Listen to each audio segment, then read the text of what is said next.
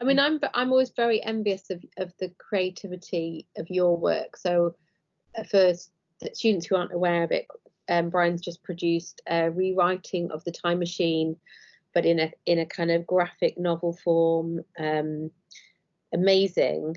But you're kind of incredibly creative in your practice. But is that a recent thing, or have you always pushed yourself to experiment with form and how you respond to literature? Because, you know, I mean, we all come from the undergraduate world and the postgraduate world and PhDs of doing the right thing and writing an essay in a very clear essay form, but you've completely freed yourself from those constraints.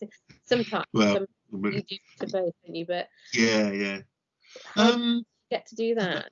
I've always had moments of that. I remember kind of as a second year undergraduate, I wrote an essay on, this is an American literature essay, on Stephen Crane's The Red Badge of Courage.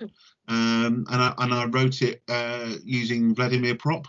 And so kind of it was a complete Propian analysis and in tiny sections, also with function, that kind of stuff. So and so I've always had that kind of propensity for taking a bit of a kind of a risk with things. But I suppose, I mean, more recently it started in I did a particular conference paper in 1999 where I actually kind of produced it as a kind of a small magazine and handed it out as I was doing the conference paper, and it was kind of, it looked like the kind of the Yellow Book from the 1890s, and I did a drawing which was meant to kind of look like a bit like Aubrey Beardsley.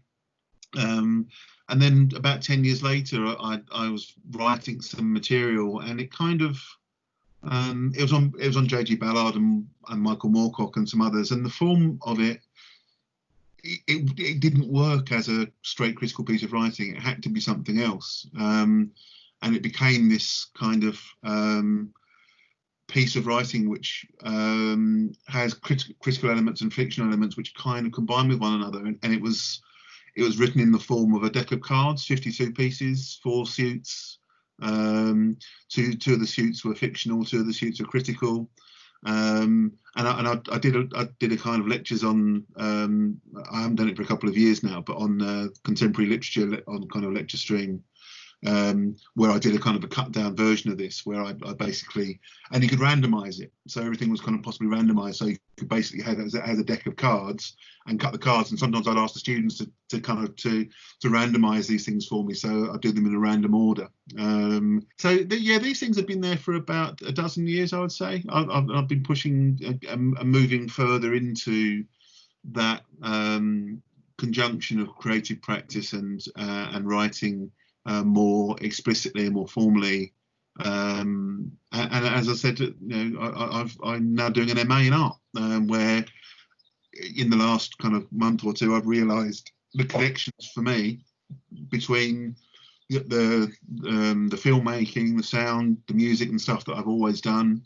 and what I do on the critical side of things, and the two things are two sides of the same coin, really.